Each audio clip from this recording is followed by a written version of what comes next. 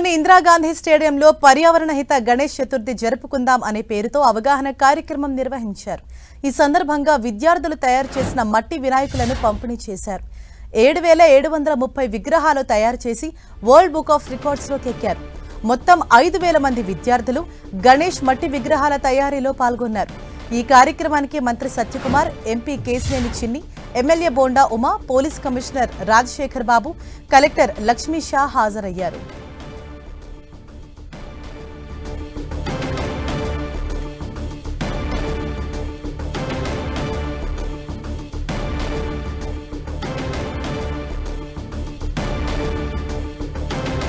విజయవాడలో మొత్తం 5,000 మంది విద్యార్థులు పాల్గొని మట్టి విగ్రహాలను తయారు చేసి అంటే పర్యావరణాన్ని కాపాడుకుందాము అనే కార్యక్రమంలో భాగంగా మట్టి విగ్రహాలను తయారు చేసి వాళ్ళు గణేష్ చతుర్థి సందర్భంగా వరల్డ్ బుక్ ఆఫ్ రికార్డ్స్ లో కూడా వారు ఎక్కారు. ఇదే విషయానికి సంబంధించి మరిన్ని డీటెయిల్స్ తెలుసుకుందాం. మా ప్రతినిధి దుర్గా మనకు అందుబాటులో ఉన్నారు. దుర్గా,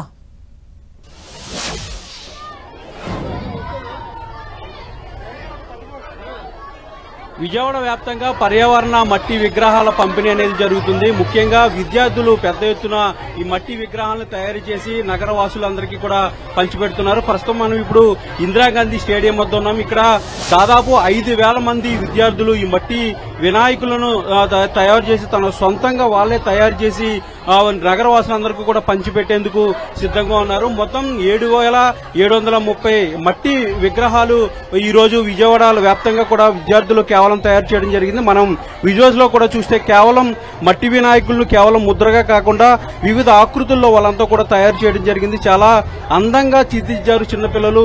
వాళ్ళకున్నటువంటి అవగాహనను ప్రజలందరికీ కూడా తెలియజేస్తున్నారు. ప్రస్తుతం విజువల్స్ లో కూడా మనం చూసినట్లయితే అనేక కళాకృతులన్నీ కూడా మనకు కనిపిస్తున్నాయి. ఎక్కడా కూడా ఎలాంటి రంగులు వాడలేదు, ఎలాంటి కెమికల్స్ వాడలేదు. కేవలం మట్టితో మాత్రమే ఈ విగ్రహాలన్నీ కూడా తయారు చేయడం జరిగింది. అటు కలెక్టరేట్ నుంచి అలాగే కమిషనరేట్ నుంచి ఈ మట్టిని అంతా కూడా వాళ్ళందరికీ కూడా సదుపాయాలు అన్ని కూడా కల్పించారు. ఈ రోజు ఉదయం నుంచి కూడా దాదాపు 5,000 మంది పిల్లలు ఈ మట్టి వినాయకులను కూడా తయారు చేస్తున్నారు. ప్రస్తుతం మనతో పాటు కొంతమంది విద్యార్థులు ఉన్నారు. అసలు వాళ్ళంటి తెలుసుకుందాం. చెప్పమ్మా, ఏం చెప్తారు? ఎలాంటి అవగాహన వచ్చింది? ఎందుకు మట్టి విగ్రహాలు తయారు? Actually, we are from Sriram English Medium High School, Ajit Singh Nagar, Vijayawada.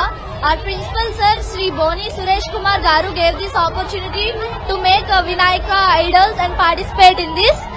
And we enjoyed a lot in making of Vinayaka idols. And everyone enjoyed a lot. Thank you. A very good afternoon to all. We are from Sriram English Medium High School, Singhnagar, Vijayawada. We are here to do Ganesh idols.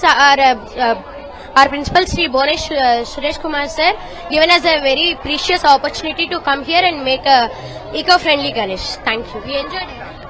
పిల్లలంతా కూడా చాలా చక్కగా చెప్తున్నారు. ఎందుకంటే పర్యావరణాన్ని కాపాడాలంటే మట్టి వినాయకుల్ని పూజించాలంటూ కూడా వాళ్ళంతా కూడా చెప్తున్నారు. వాళ్ళు తయారు చేసినటువంటి విగ్రహాలన్నీ కూడా ఇక్కడ డిస్ప్లే పెట్టడం జరిగింది. ఒక్కొక్కరు ఒక్కో రకమైనటువంటి విగ్రహాలను వాళ్ళు తయారు చేయడం జరిగింది.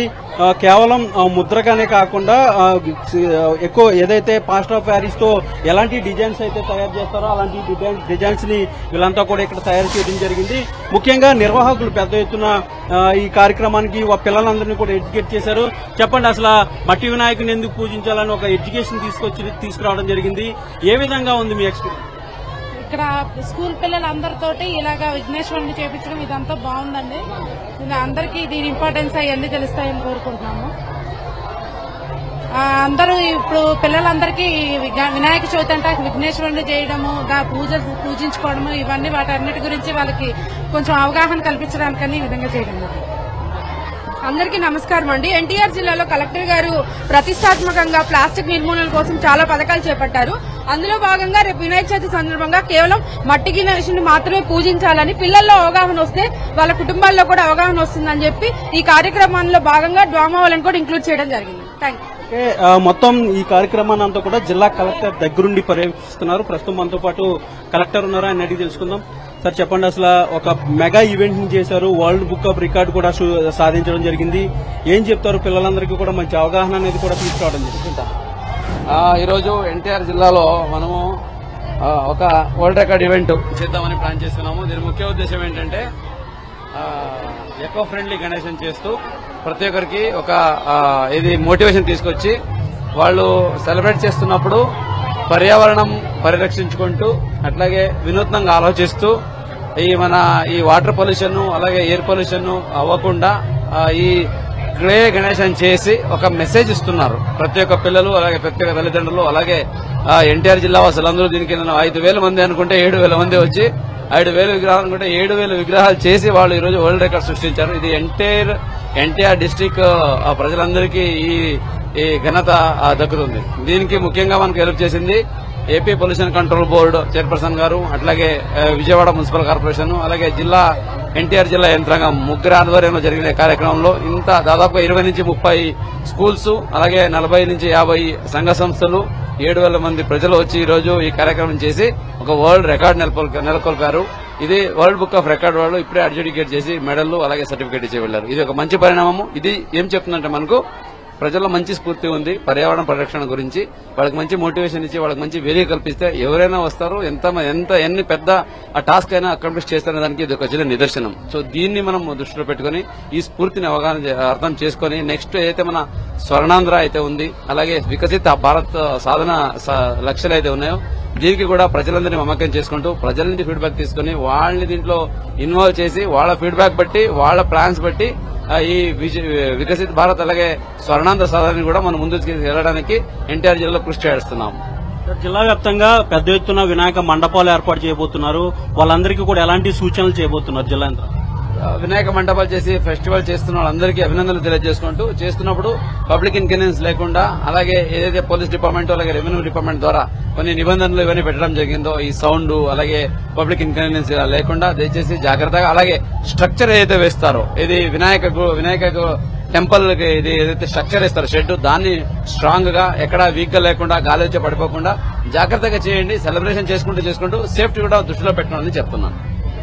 ఇది మొత్తానికి ముఖ్యంగా విజయవాడ వ్యాప్తంగా కూడా ఎకో ఫ్రెండ్లీ వినాయకులను మాత్రమే పూజించాలంటూ కూడా వీళ్ళంతా కూడా చెప్తున్నారు. ఏదైతే రికార్డు వచ్చిందో ఆ రికార్డుకి సంబంధించినటువంటి సర్టిఫికేట్ కూడా మన చేతిలో ఇప్పుడు ప్రస్తుతం ఉంది.